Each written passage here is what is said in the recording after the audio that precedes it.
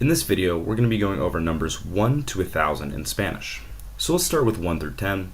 It's pretty common. A lot of people know these one. It's going to be 1, 2, 3, 4, 5, 6, 7, 8, 9, and 10. Now, first I want to start off with the number 1 because you can say uno to mean 1, but only in specific contexts. So there's two main contexts in which we refer to it as uno.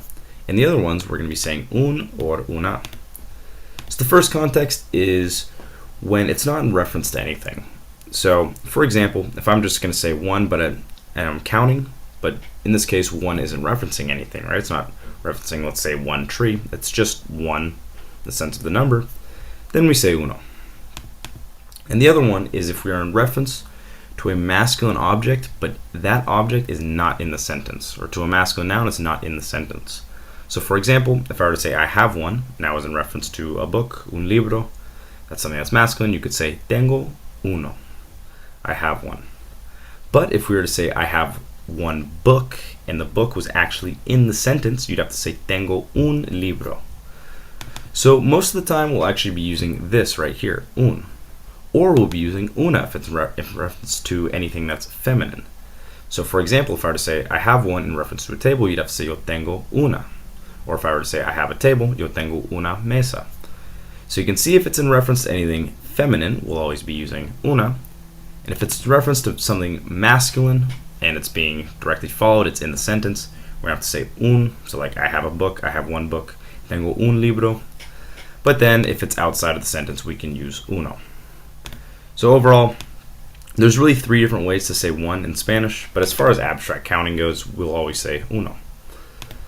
Now, another thing that I just wanted to point out is a lot of these numbers are actually going to be kind of recognizable through Latin roots. For example, cuatro means 4. We have something very common in English in which we say the root quad. So like, for example, quadruple, that means 4 times, right? Cuatro, quad.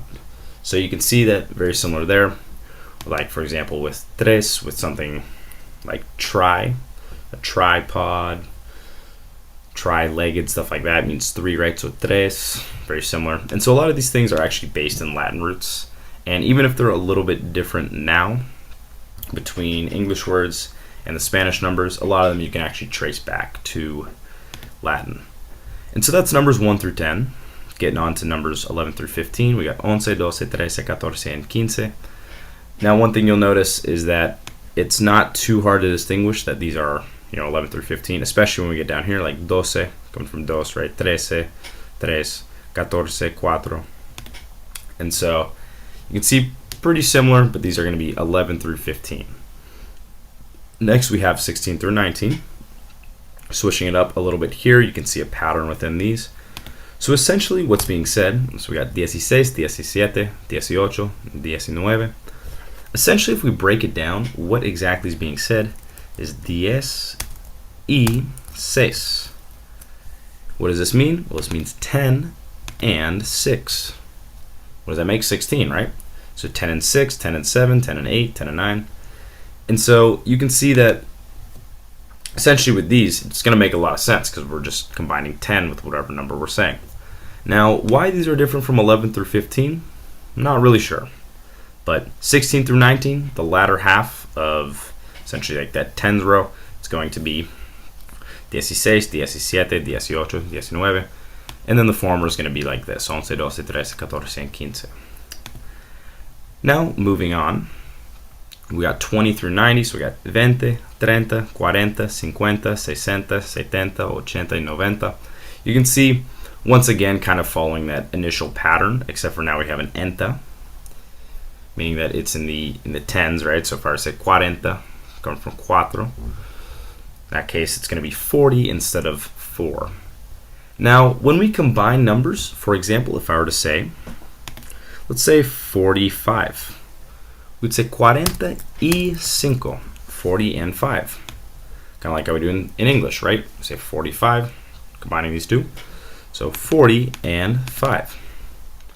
Now, the one thing too that I want to note is that for the 20s, it's always going to be spelled like this. We're going to have 20 and then combine. So like, for example, if I were to say 28, 28, like that. But then for the other ones, you're going to have that separation with the E. So for example, if we were to say 77, 77, you can make pretty much any number combination out of these that you want. Overall, nothing too complicated. Functions pretty similar to English, just with the fact that they have this and in between each number. Now getting into the 100s through the 1000s. You can see we're starting with cien.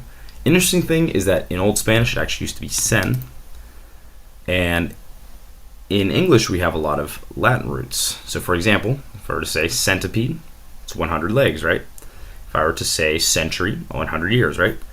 So cien is going to be 100 in Spanish.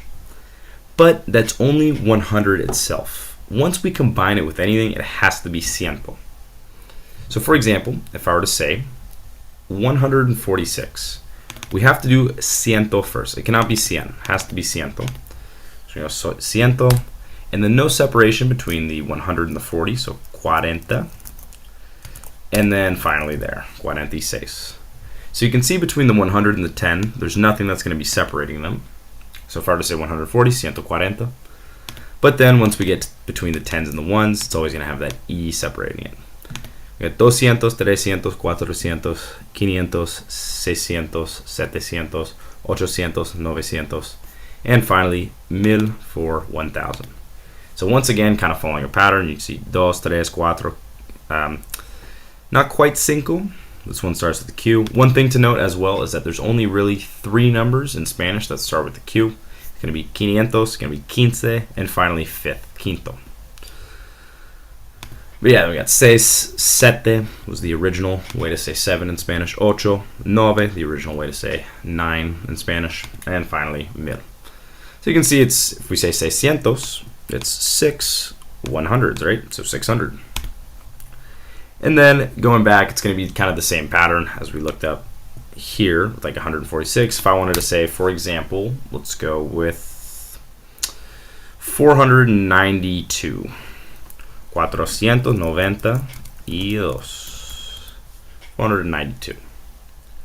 So overall, pretty simple. You can see that it works very similar to English. The only thing that I would say is just the memorization factor. You're going to need to know that. But overall, very similar to English. Only thing is between that 10s and the 1, make sure to put that E. Everything else I would say though, pretty consistent, just as long as you have the memorization down. So that's numbers in Spanish, kind of an overview. That's 1 through 1000. And I hope you enjoyed this video. Hope this was helpful. See you guys in the next one.